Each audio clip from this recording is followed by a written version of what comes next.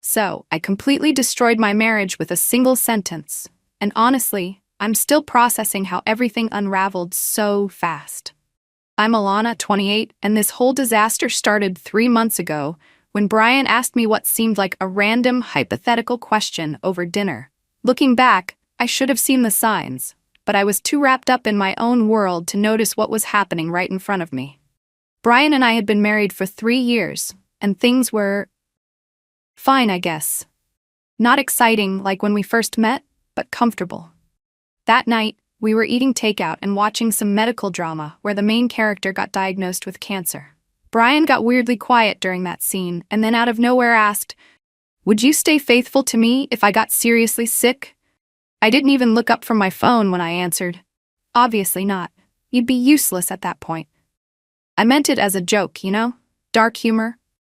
But when I glanced up, the look on his face, I've never seen someone look so hurt, like I had physically slapped him. I tried to laugh it off. "Oh my God, Brian, I'm kidding. Why are you being so sensitive?" But he just nodded and went quiet. Things felt off after that, but I figured he'd get over it. The next few weeks I noticed him taking a lot of private calls, stepping outside or locking himself in our home office. He started looking tired all the time, losing weight. I assumed he was stressed about work or maybe even having an affair himself. The irony, right? I actually checked his phone a couple times, but never found anything suspicious. I didn't think much about his health until I was looking for batteries in his desk drawer and found a stack of medical paperwork, lab results, doctor appointment summaries, and pamphlets about treatment options for leukemia. My stomach dropped when I saw the diagnosis date, 3 weeks before he asked me that question about staying faithful. He wasn't asking a hypothetical. He was testing me before telling me the truth. And I had failed spectacularly. When I confronted him that night, holding the medical papers, he didn't even look surprised. "I was going to tell you this weekend," he said, so calmly it was unsettling. "I start chemotherapy on Monday." I felt like the worst person alive. I scrambled to backpedal, telling him I hadn't meant what I said, that of course I would stay by his side. But my words sounded hollow even to me. And the damage was already done. The trust was broken. I tried to step up after that, I really did. I researched his condition online, joined him for his first treatment appointment, and made a big show of being supportive. I even started a GoFundMe for his medical expenses that wasn't covered by insurance. But honestly, inside, I was panicking. This wasn't what I signed up for. I kept thinking about how young I was, how this would change everything. While Brian was dozing in the chemo chair, I was scrolling through my phone, already feeling trapped. My friend Zoe tried to be sympathetic when I vented to her, but I could see the judgment in her eyes when I complained about having to rearrange my schedule for his appointments. "He has cancer, Alana," she said, like I somehow didn't understand the gravity of the situation. But nobody understood how this affected Emmy. I was the one who had to pick up the slack, deal with his mood swings, see him transform into someone I barely recognized. At work, I started using Brian's illness strategically. I'd mention his condition when asking for deadline extensions on projects, earning sympathetic looks from my supervisor. Those extensions gave me the perfect cover for staying late at the office, where I'd started hanging out with Declan from the client relations team. He was attentive in all the ways Brian couldn't be anymore. Energetic, fun, focused entirely on me. What started as innocent happy hour drinks quickly turned into something more. The first time I kissed Declan, I told myself it was just stress relief. I deserved something good in my life with everything I was dealing with at home. When it turned physical a week later, I justified it by thinking of all the caretaking I was doing for Brian. This was self-care, right? I needed this to be a good caregiver. The guilt was there, but I pushed it down deep. I got sloppy about hiding things. I'd forget to take Brian to appointments if Declan was free that afternoon. I started keeping meticulous records of every little thing I did for Brian, like some kind of martyrdom spreadsheet I could show people to prove what a dedicated wife I was. Meanwhile, the GoFundMe I'd set up was getting a decent response, over $5,000 from family and friends wanting to help. Brian assumed it was all going toward medical bills and extra expenses, but he was too sick to check the account. He didn't know I'd used some of it to book a weekend getaway with Declan at a lakeside cabin. I told myself I deserved a break after all my caretaking. As Brian's first round of treatment progressed, I became an expert at living two separate lives. To the outside world, I was the devoted, struggling wife of a cancer patient. In reality, I was counting down the hours until I could escape to Declan. I didn't know then that Declan had his own secrets, including a wife in another city who had no idea he was sleeping with me. Looking back now, I guess we deserved each other. Brian's brother Caleb started coming around more often after the diagnosis, watching me like a hawk. He'd always been protective of Brian, but now he was practically moving in, offering to help, in ways that felt more like monitoring me. I resented his constant presence, especially when he'd ask pointedly where I'd been when I got home late.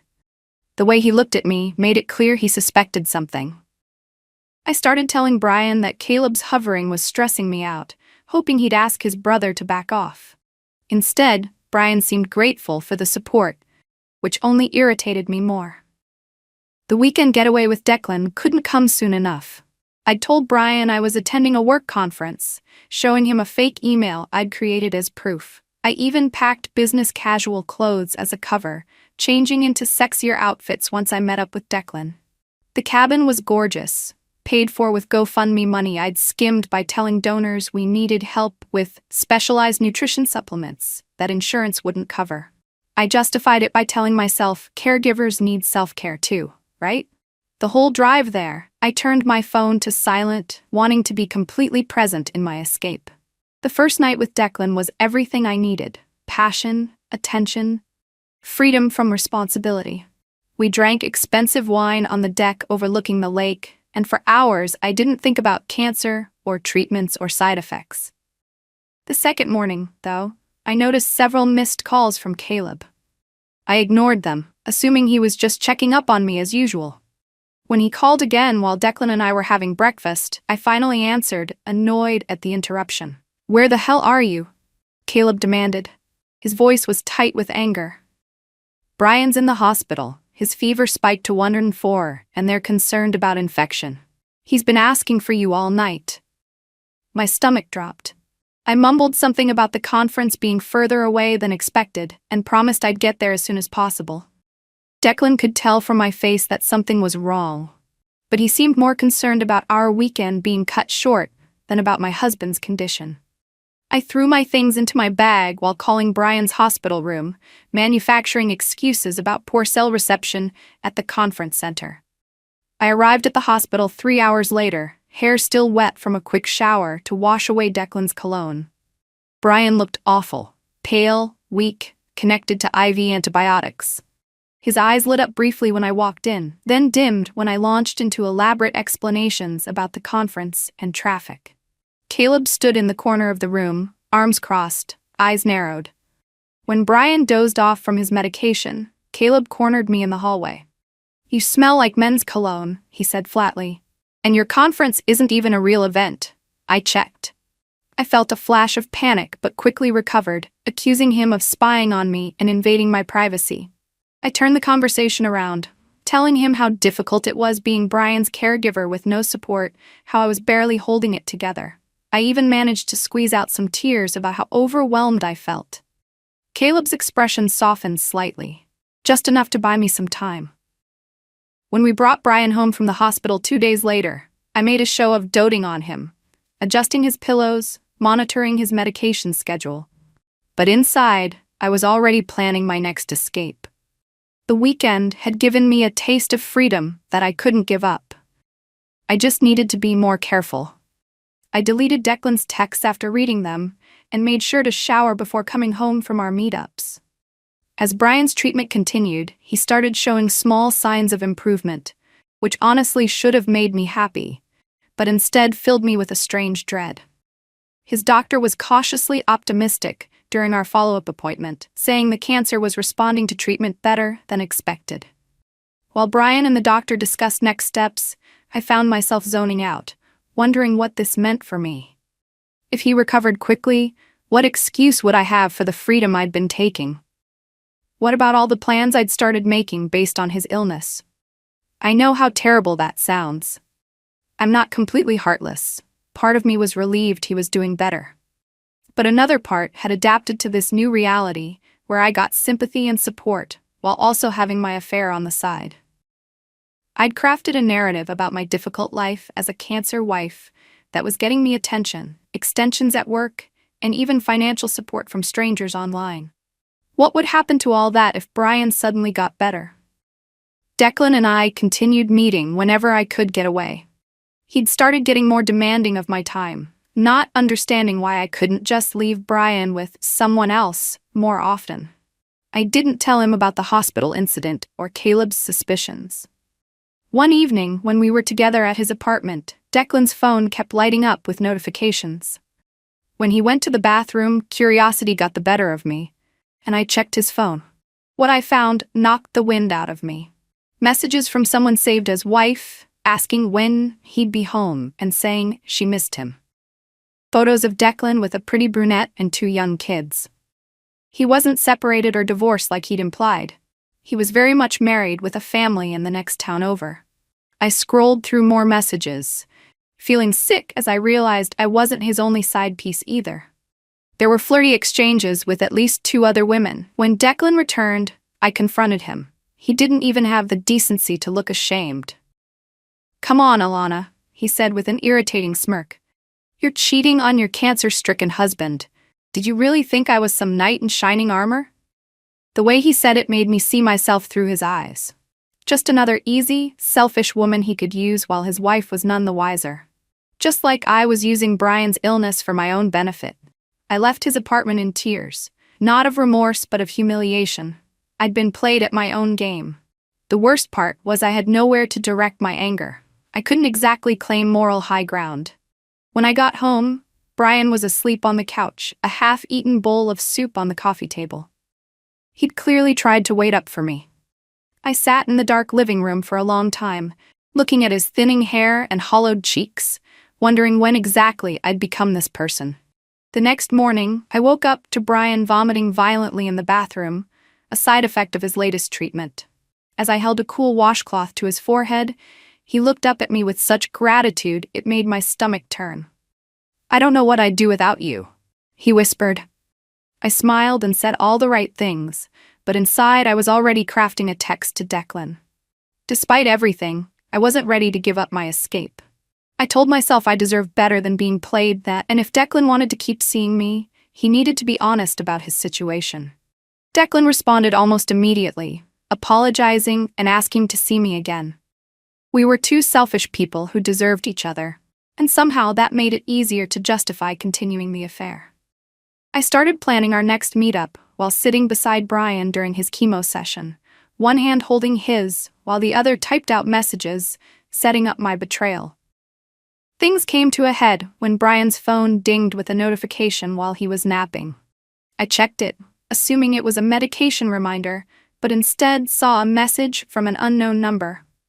"Hey man, I think you should know your wife is sleeping with Declan from Client Relations. I've seen them together multiple times. Sorry to be the one to tell you." My blood ran cold. I deleted the message immediately, then blocked the number. My hands were shaking so badly, I nearly dropped the phone. For the next few days I was constantly on edge, waiting for Brian to confront me. But he seemed oblivious, focused entirely on getting through his latest round of treatment. I became hypervigilant about my phone, creating a separate password-protected folder for my communications with Declan. Meanwhile, the GoFundMe continued to grow as sympathetic donors responded to my regular updates about Brian's brave battle. I'd become an expert at posting just the right photos. Brian looking tired but determined, me looking exhausted but devoted, that would trigger another wave of donations. What I didn't know was that Brian was far from oblivious. He'd seen the message before I deleted it, and rather than confronting me immediately, he'd started gathering evidence. Later, I would learn that Caleb had helped him install tracking software on my phone and laptop after the hospital incident.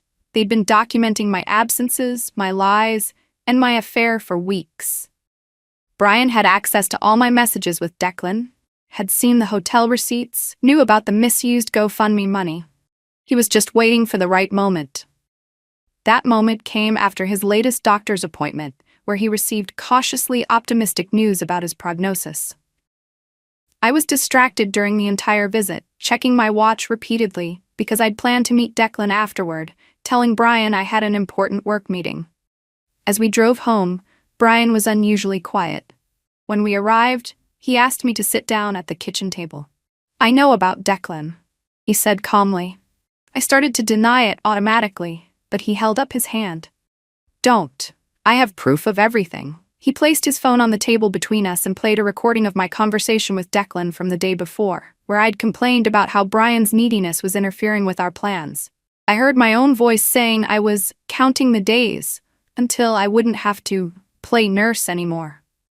The shame that washed over me was immediate and overwhelming. I stammered out excuses. I was stressed, I wasn't thinking clearly, I needed an escape from the pressure of being a caregiver. Brian just looked at me with an expression I'll never forget. Not anger, but a profound disappointment that cut deeper than rage ever could.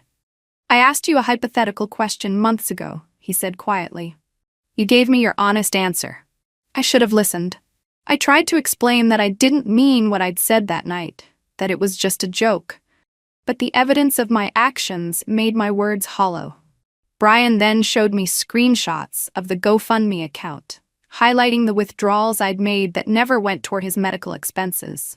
He'd calculated exactly how much I'd stolen, over $3,000 that was supposed to help with his treatment, but had instead funded my affair.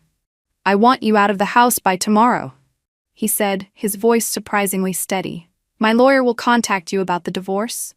And Alana? The fraud with the fundraiser is documented. If you fight me on the divorce terms, that information goes to the police." I sat there speechless as he got up and walked to our bedroom, closing the door quietly behind him. In that moment, it hit me that I'd destroyed not just my marriage, but my reputation, my friendships, possibly even my freedom if the fundraiser fraud came to light. And for what? For Declan, who was using me just as I was using Brian's illness? I put my head down on the kitchen table and finally let the tears come. Not for Brian, but for myself. I moved out the next day, taking only my personal belongings. Caleb supervised the whole time, watching me like I might steal something. News spread quickly through our friend circle. I tried calling Zoe, who had been my best friend since college, but she sent me straight to voicemail. When I texted her, she responded with a single message. "I've been helping Brian get to appointments while you were working late. I knew something was off, but this? Don't contact me again." I checked social media that night, from the cheap extended stay hotel I'd found, and discovered I'd been completely cut out of our friend group overnight. There were supportive messages on Brian's page, offers of meals, rides to treatment, help with household chores. My own page was flooded with disgusted comments from people who donated to the GoFundMe, demanding their money back and calling me every name in the book. Someone had shared screenshots of my affair, though I never found out who. I deactivated my accounts that same night. Declan ghosted me completely once the affair became public. I went by his office, desperate to at least have someone on my side, only to learn he'd requested a transfer to another branch. His coworkers gave me cold looks. Apparently, I'd become toxic by association. When I finally managed to get him on the phone, he told me bluntly that his wife had found out everything and he was trying to save his marriage. "You should have been more careful," he said, as if the fault was entirely mine. Then he blocked my number. 6 months passed in a blur of shame and isolation. I found a new job in a different part of town and a small studio apartment I could barely afford. Most days, I cycled between anger at how everyone had turned against me and crushing guilt when I allowed myself to remember the look on Brian's face that last night. I told myself that people didn't understand how hard it had been, being married to someone with cancer. I convinced myself that Brian shared some of the blame. If he hadn't gotten sick, none of this would have happened. Then came the day I ran into Brian at the grocery store. I almost didn't recognize him at first. His hair had grown back, he'd gained healthy weight, and there was color in his face. He was standing in the produce section with a woman I didn't know, laughing at something she'd said. They looked happy, comfortable together. I felt a stab of something: jealousy, regret, as I watched them. I should have walked away, but some self-destructive impulse made me approach them. "Brian," I said, trying to sound casual. "You look great." He turned, and I saw the moment he recognized me. His smile faded, his body tensed. The woman beside him glanced between us, clearly aware of who I was. "Alana," he said with a nod, his voice neutral. "Thanks, I'm in remission." He made no move to continue the conversation, but I pressed on, asking how he'd been, commenting on how healthy he looked. He answered politely, but briefly. When I hinted that maybe we could get coffee sometime to catch up, he shook his head. "I don't think that would be a good idea," he said firmly. "I wish you well, Alana, but I've moved on." He introduced the woman beside him as Megan, someone he'd met in his cancer support group.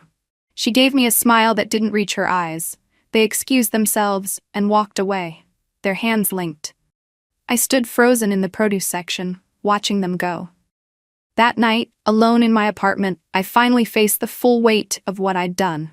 I'd had a husband who loved me, who had turned to me in his most vulnerable moment, and I'd betrayed him in every possible way. I'd stolen money meant for his treatment. I'd abandoned him when he needed me most. I'd lied, cheated, manipulated, and for what? For a man who'd used me just as callously as I'd used Brian. I'd like to say this realization changed me completely, that I became a better person afterward. But the truth is more complicated. Yes, I felt genuine remorse for perhaps the first time. Yes, I understood the magnitude of my betrayal. But even now, part of me still resents how everyone took his side, how no one seemed to consider how difficult my position had been. I still find myself thinking that if he had just kept his diagnosis to himself a little longer, if he hadn't tested me with that question, things might have been different. I know that's not taking real accountability. I know a better person would accept full responsibility without making excuses. Maybe someday I'll get there. For now, all I can say is that I understand why people see me as the villain in this story, even if I'm not quite ready to see myself that way.